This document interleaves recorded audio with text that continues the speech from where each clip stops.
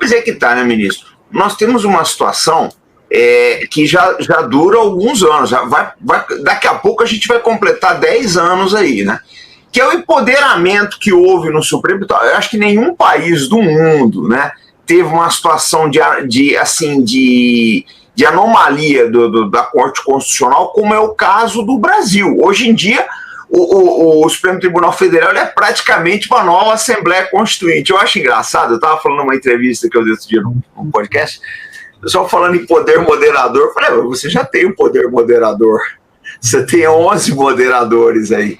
Então é complicado, né? É complicado porque o rumo que as coisas tomaram, e eu não vou, veja bem, eu não vou colocar todo o peso do problema em cima do Supremo Tribunal Federal. Eu acho que houve um Congresso que se omitiu, se apequenou, é uma realidade, né? Houve uma sociedade que fez uma série de pressões, houve erros dos presidentes da República, eu acho que da presidente Dilma e do presidente Bolsonaro também, que foram deixando.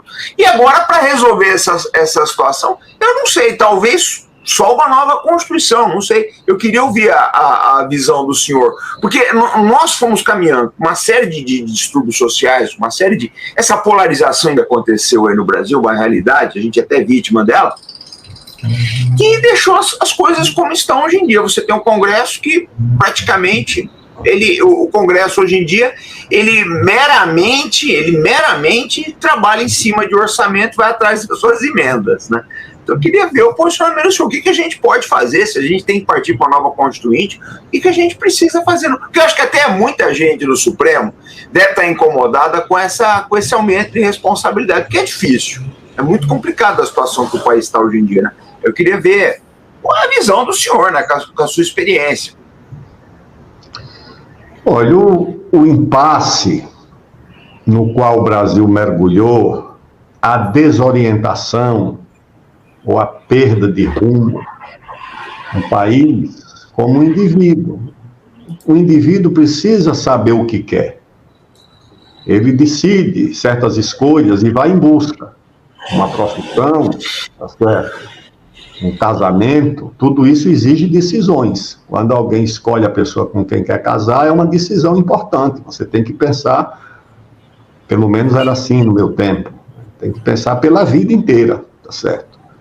Você vai escolher uma profissão também, você não vai escolher uma profissão já pensando em mudar no dia seguinte. Um país também precisa pensar no seu rumo, no seu destino, nas suas escolhas. O Brasil perdeu essa capacidade e começou a fazer as escolhas erradas.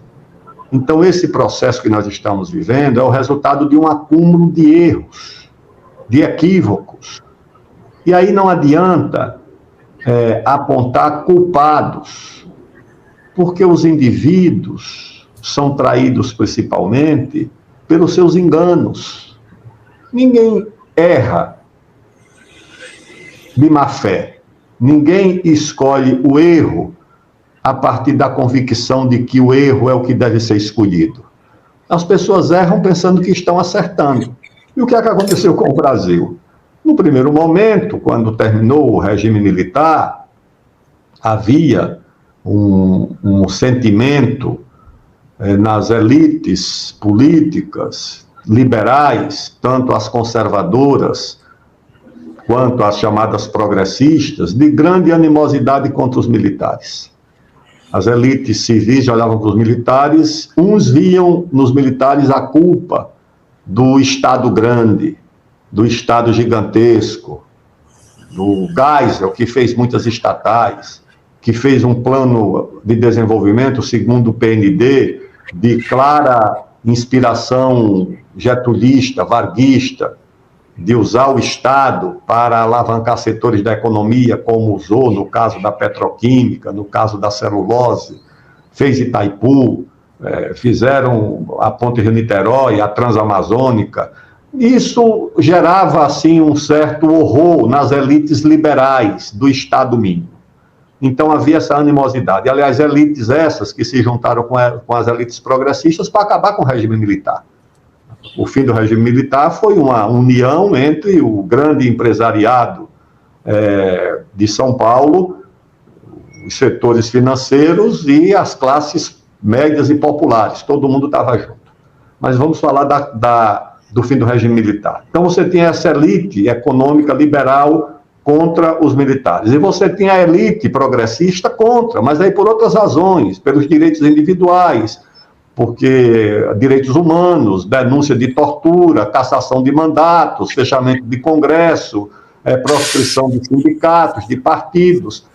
Essa elite se juntou na Constituição de 1988 e cometeu um grave erro. Qual foi o grave erro? Para reduzir a influência da corporação militar, que era uma corporação forte, tanto é que governou durante 20 anos, uma corporação presente no país, responsável por tarefas como a inovação na área de ciência, tecnologia, projeto nuclear, projeto espacial, os primeiros computadores brasileiros foram projetos militares da Marinha, da Força Aérea, o Cisne Branco, o Patinho Feio. Ou seja, era uma corporação muito forte e muito influente. Para neutralizar essa corporação, eles resolveram empoderar corporações civis. Empoderaram uma, que era o judiciário, muito poder ao judiciário, e criaram uma outra, que não existia, que é o Ministério Público Federal. E esse, com um poder assombroso, você imagine que você cria uma corporação que tem autonomia financeira, autonomia funcional e independência funcional. O que é independência funcional? É a ausência de hierarquia.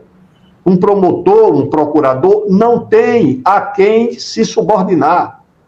O judiciário tem, porque se houver um erro no primeiro grau, na primeira instância, a segunda instância pode corrigir. Se o erro persistir na segunda instância, no Tribunal Regional ou no Tribunal Regional Federal, o Supremo ou o STJ podem corrigir. Agora, o promotor não tem quem corrija, porque a subordinação é apenas administrativa, não há subordinação funcional.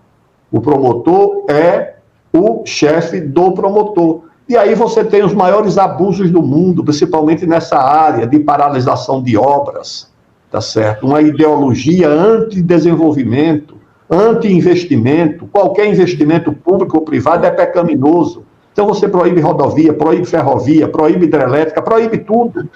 E essas corporações foram empoderadas e as consequências nós estamos pagando. O outro grave erro foi apostar que essas instituições iriam depurar a política dos seus erros e dos seus crimes.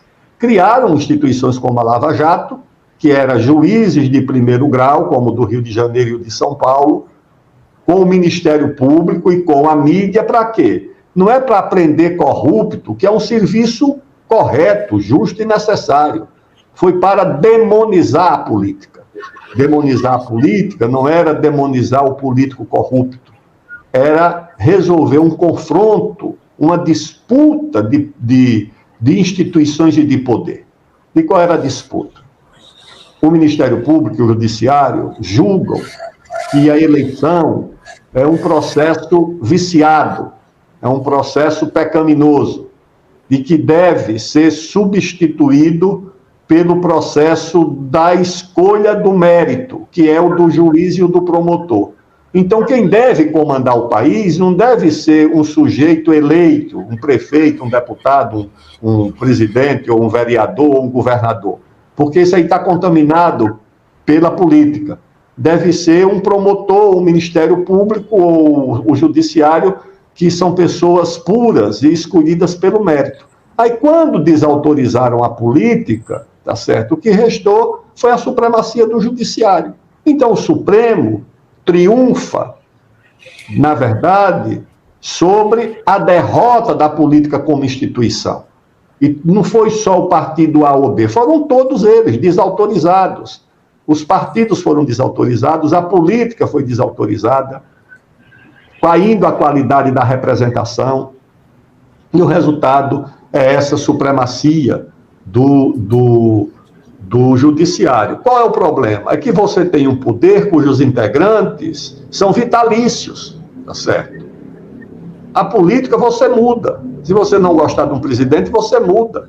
Você tira a Dilma, tira o Michel, tira o Collor, não reelege o Bolsonaro, elege o Lula de volta, bota um governador, tira o deputado, renova a Câmara, tudo isso a política permite, porque ela tem um sistema que permite a mudança e a alteração, a renovação. O judiciário não tem, tá certo? O Ministério Público não tem. São poderes muito grandes, em corporações imaturas, narcisistas, despreparadas, estou falando das corporações. Claro que tem exceção, tem, mas são, no geral, corporações imaturas, corporações adolescentes, corporações que estão escrevendo a sua história. É diferente da corporação militar. Porque a corporação militar tem uma história própria. Um rapaz, um menino que sai da academia da naval, da academia aérea, da academia da Força Terrestre, ele olha para trás e ele vê a história dele. Tá certo? Ele vê o Tamandaré, ele sabe quem foi o Tamandaré. Ele vê o Marcílio Dias, sabe quem foi o Marcílio Dias. Ele vê o Osório, o Deodoro, o Floriano, o Góes Monteiro, o Caxias, os heróis lá de Guararapes, o Índio Poti, o Henrique Dias, negro, que comandaram a derrota dos holandeses, fundadores do Exército. Então, a história da instituição militar está pronta, os seus valores estão prontos, a hierarquia, a disciplina, o sentido de honra, o pudor militar, tudo isso está pronto.